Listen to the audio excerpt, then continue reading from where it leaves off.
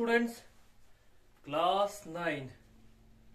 ठीक है, सेहत ठीक है। चलो बेटा, अच्छा क्लास 9 मैथमेटिक्स चैप्टर 10 सर्कल, जैसे कि हमने ये शुरू किया था और स्टार्ट किया था। देखो बेटा, लास्ट लेक्चर वीडियो में हमने ये बताया था कि angle subtended by a chord of a circle, एक कॉर्ड की वजह से सर्कल पे एंगल कैसे बनता है, क्या किसको कैसे बनता है और कैसे कौन सा एंगल को आप कहेंगे कि ये angle subtended by a chord of a circle, यानी एक कॉर्ड की वजह से जो एंगल बनता है वो हमने पिछले वीडियो में आप लोगों को बताया था। ठीक है, अच्छा अगर आप लोगों ने किसी ने वो मिस किया है या किसी ने अगर वो नहीं पढ़ा है तो पहले जाके वो वीडियो देखेंगे। ओके, वो आपको मैंने सेंड भी किया है और मेरे यूट्यूब चैनल पे ओके देखेंगे। ठीक है, और दूसरा आज उसी के ऊपर है angle subtended by a chord, उसी के ऊपर हमारा एक थ्योरम है। थ्योरम नंबर पहला क्या बोलता है, एक सर्कल में अगर दो कोई और कॉर्ड इक्वल दिया होगा, किसी सर्कल में इक्वल कोर्ड्स होगा, दो इक्वल कोर्ड्स होगा। ठीक है, यहाँ पर 2 है, 2 नहीं लिखा गया है, इक्वल कोर्ड्स लिखा गया है, तो यहाँ पर हम दो कोड ही लेंगे और दो कोड क्या होना चाहिए, बराबर। ठीक है, अगर होगा तो सर्कल के सेंटर पे जो एंगल बनता है ना वो बराबर बनना चाहिए। कहने का मतलब है एक सर्कल है, उस सर्कल में दो कोड क्या है, बराबर दिया गया है, तो उस कोड की वजह से जो एंगल बनता है सेंटर के ऊपर वो एंगल भी बराबर होना चाहिए, ये हमने प्रूव करना है। तो मैंने क्या बताया, एक सर्कल बनाया, ठीक है, जिसका सेंटर O है और रेडियस R है। तो इस सर्कल को कैसे डिनोट करता है, COR, यानी सर्कल है जिसका सेंटर O है और रेडियस R है। देखो इस सर्कल में AB कोड CD कोड के बराबर है। हमें क्या बताना है, इन कोड की वजह से जो सेंटर में एंगल बनता है, एंगल ये है, ये AB कोड की वजह से एंगल बनता है और CD कोड की वजह से ये एंगल बनता है सेंटर के ऊपर। हमें क्या दिखाना है, ये दोनों एंगल को इक्वल दिखाना है। ठीक है, यही बोला टू कोड, मैंने AB और CD ले लिया अब सर्कल विथ सेंटर O, जिसका सर्कल का सेंटर क्या है, O है, और इस सर्कल में दो कोड ले लिया AB और CD, ये दोनों आपस में बराबर है, इक्वल है। हमें क्या दिखाना है, इन कोड की वजह से जो सेंटर पे एंगल बनता है वो क्या, एक एंगल AOB है और दूसरा एंगल COD है। हमें क्या दिखाना है, ये दोनों एंगल को बराबर दिखाना है। क्यों, क्योंकि ये दोनों एंगल सेंटर पर है और ये कोड की वजह से बनता है। ठीक है, तो ये angle subtended by the code है, सेंटर CAOB एंगल AOB एक angle subtended by the code है, COD angle subtended by the code CD है। ठीक है, तो हमें ये दोनों एंगल को बराबर दिखाना है। ओके, इसको हम कॉन्ग्रुएंसी से बराबर दिखाएंगे। हम क्या बताएंगे, हम लेंगे एक AOB ट्राइंगल लेंगे, दूसरा COD ट्राइंगल लेंगे, हम इन ट्राइंगल को कॉन्ग्रुएंट दिखाएंगे। देखो बेटा, मैं ले लूंगा अगर AOB में मैं लूंगा AOB इक्वल टू बताओ OD, बताओ वाई, बिकॉज दोनों रेडिया है। ये दोनों बराबर क्यों है, क्योंकि दोनों रेडियस है ऑफ सर्कल, COR सर्कल का दोनों रेडियस है ना। तो ये भी रेडियस है, ये भी रेडियस है, एक ही सर्कल का रेडियस तो इक्वल होता है ना, तो ये R होगा तो ये भी R होगा। ओके, इसी तरह BOB बराबर बन जाएंगे CO या OC के। देखो ये भी एक रेडियस है बेटा, ये भी एक रेडियस है, तो ये दोनों रेडियस भी आपस में क्या होंगे, बराबर होंगे। ये भी दोनों रेडिया है एक ही सर्कल के, सर्कल COR के।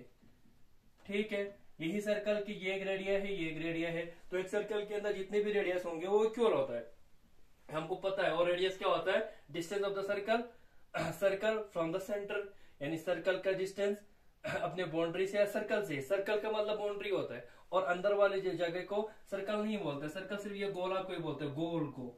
अंदर वाले रीजन को सर्कुलर रीजन बोलते हैं। ठीक है, सर्कल जब मैं बोल रहा हूँ, जब मैं वर्ड सर्कल इस्तेमाल कर रहा हूँ तो सिर्फ ये बाउंड्री वाला गोल ही आता है, बस ये याद रखना। सर्कल का मतलब अंदर वाला रीजन नहीं आता है। सर्कल के बाउंड्री के साथ अंदर वाला रीजन होगा तो उसको सर्कुलर रीजन बोलते हैं। सर्कुलर रीजन क्या बोलेंगे, सर्कल प्लस इनर रीजन, तो सर्कुलर रीजन। अगर मैं सिर्फ सर्कल वर्ड इस्तेमाल करूं, इसका मतलब सिर्फ ये बाउंड्री है, बस गोला बाउंड्री।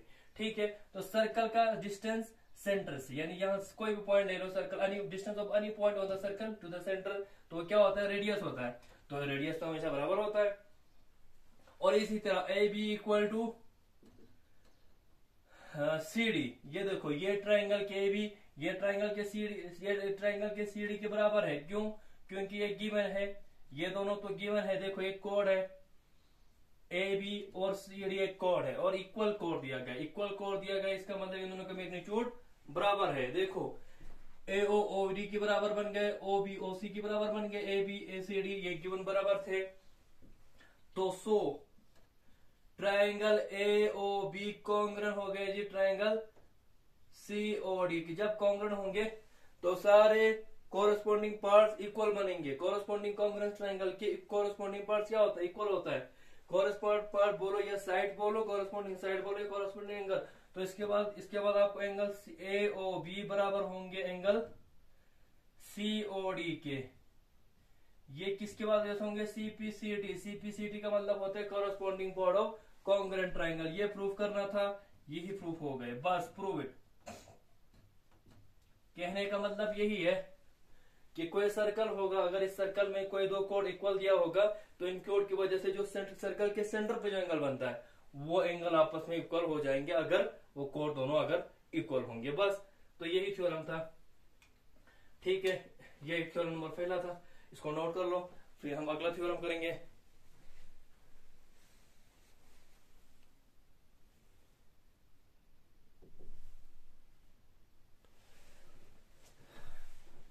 चलो बेटा, अच्छा एक्सरसाइज थ्योरम नंबर पहला कर लिया, ठीक है। ये थ्योरम नंबर सेकंड है। इस थ्योरम नंबर सेकंड में क्या बोल रहे हैं? देखो, if the angle subtended by the कोड of a circle at the centre of the circle are equal. यानी यहाँ पर क्या है? यहाँ पर दरअसल पहला थ्योरम की को अलर्ट है, इसको आप बोल सकते हैं कन्वर्स ऑफ, यहाँ पर मैं लिख कर लूंगा converse of theorem first. Converse of theorem first, ये दरअसल थ्योरम फर्स्ट की क्या है? कन्वर्स पार्ट है। ओके, मैंने उलट पार्ट है। थ्योरम नंबर पहले में मैं क्या बोला था? थ्योरम नंबर पहले में बोला था इक्वल कोड ले लिया था, एक सर्कल के अंदर दो कोड बराबर ले लिया था और उस कोड की वजह से जो एंगल बनता था सेंटर के पर वो बराबर दिखाना था। यहाँ पर क्या है? इन दो कोड की मदद से जो सर्कल के सेंटर पर एंगल बन रहा है, इन दो ए बी कोड और सी डी कोड की मदद से सर, यानी कि कोई भी दो कोड, यानी कोई दो कोड के मदद से जो सर्कल के सेंटर पे एंगल बनता है, अगर वो एंगल जो सेंटर पे बन गया है वो इक्वल है, हमें इसमें क्या दिखाना है? कोड दोनों को बराबर दिखाना है। पहले वाले थ्योरम में क्या था? कोड दोनों बराबर थे और कोड दोनों की वजह से जो सर्कल के सेंटर पे एंगल बनता था वो बराबर दिखाना था। यहाँ पर क्या है? कोड दोनों की वजह से सर्कल के सेंटर पे जो एंगल है वो बराबर बन गया है, मतलब बराबर गिवन है, दिया गया है। हमें क्या निकालना है? वो दोनों कोड को आपस में बराबर दिखाना है। देखो मैंने क्या ले लिया? एक सर्कल ले लिया जनाब, जिसका सेंटर ओ है और रेडियस आर है, ठीक है। सर्कल ओ है और रेडियस आर है, okay.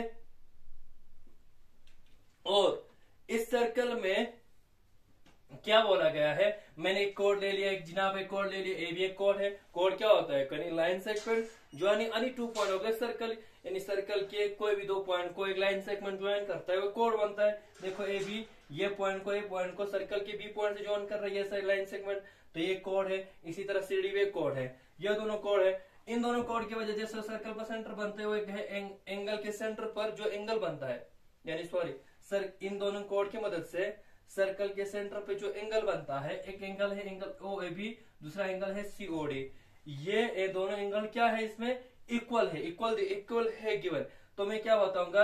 Angle A O B और angle C O D given दिया गया है, बराबर दिया गया है। हमें क्या दिखाना है? हमें दिखाना है ये दोनों कोड्स को इक्वल दिखाना है। हमें क्या दिखाना है? ए बी बराबर दिखाना है सी डी के। बस देखो मैंने क्या लिखा? गिवन दैट कोड A B and C D of a circle with centre O, यहाँ पर सेंटर ओ लिखो बेटा, ठीक है, जिसका सेंटर ओ है, सच दैट जो एंगल ए ओ बी है वो बराबर दिया गया सी ओ डी। क्योंकि इसमें हमें क्या है?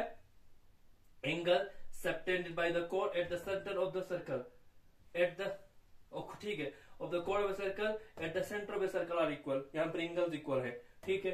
तो हमें कोड को इक्वल दिखाना है, कोड को इक्वल दिखाना है। कोड यहाँ पर क्या है बेटा?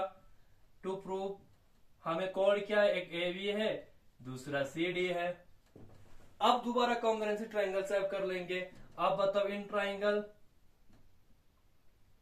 ए O B and triangle C O D, हाँ जी जनाब, देखो,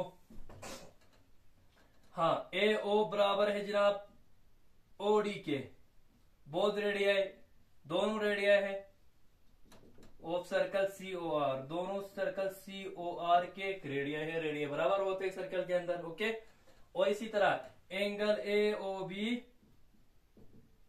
और एंगल सी ओ डी ये बराबर दिया गया है जी, है ना। एंगल सबटेंडेड बाय द कोड of circle are given equal, है ना, गिवन, ये गिवन है।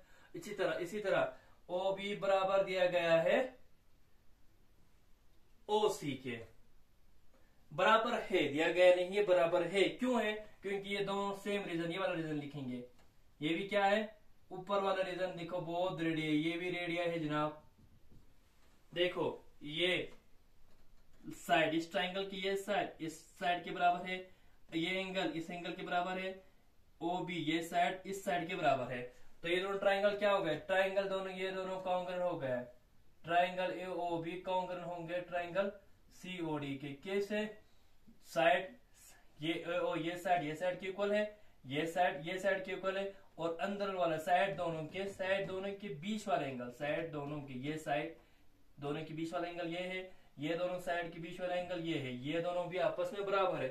तो ये दोनों ट्राइंगल कॉन्ग्रुएंट होंगे किसके मुताबिक, साइड एंगल साइड इसके मुताबिक। साइड एंगल साइड क्या बोलता है, कोई भी ट्राइंगल के, एक ट्राइंगल के कोई भी दो साइड और इंक्लूडेड एंगल दूसरे ट्राइंगल के कॉरस्पॉन्डिंग टू साइड और इंक्लूडेड एंगल के बराबर होंगे, तो क्या होता है, ये दोनों ट्राइंगल आपस में कॉन्ग्रुएंट हो जाता है। बस अब कॉन्ग्रुएंट होने के बाद ए बी बराबर बन जाएंगे सी डी के। जब दो ट्राइंगल कॉन्ग्रुएंट होता है, कॉन्ग्रुएंट होने के बाद जितने भी पॉइंट्स हैं वो आपस में खुद ब खुद इक्वल हो जाता है। ठीक है, सीपी सीटी के तहत, सीपी सीटी तहत, यानी सीपी सीटी यही बोलते हैं corresponding part of congruent triangle. Congruent triangles के कॉरस्पॉन्डिंग पार्ट इक्वल हो जाता है। आपने कॉन्ग्रुएंट दिखाया, कॉन्ग्रुएंट दिखाने के बाद जूं ही ये कॉन्ग्रुएंट आ गए, जूं ही ये कॉन्ग्रुएंट आ गए, इसके बाद जितने भी एंगल जो रहता है या साइड जो रहता है वो दोनों आपस में खुद ब खुद बराबर हो जाएंगे कॉन्ग्रुएंट ट्राइंगल के मुताबिक। यही प्रूव करना था, ए बी सी डी के बराबर प्रूव करना था, ये प्रूव हो गए जनाब, प्रूव इट। के जी, ये थ्योरम नंबर सेकंड था।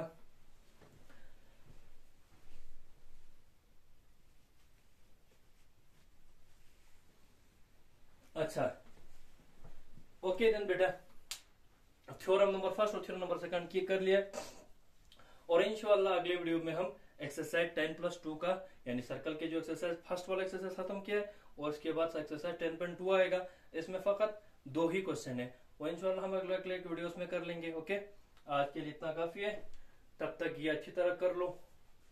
कोई अगर समझ में नहीं आता, कोई पॉइंट अगर रह जाता है तो मुझे पर्सनली मैसेज करके मुझसे पूछ सकते हो। ठीक है, तब तक के लिए खुश रहो, आबाद रहो, गुड, खुदा हाफिज, okay, good bye and take care.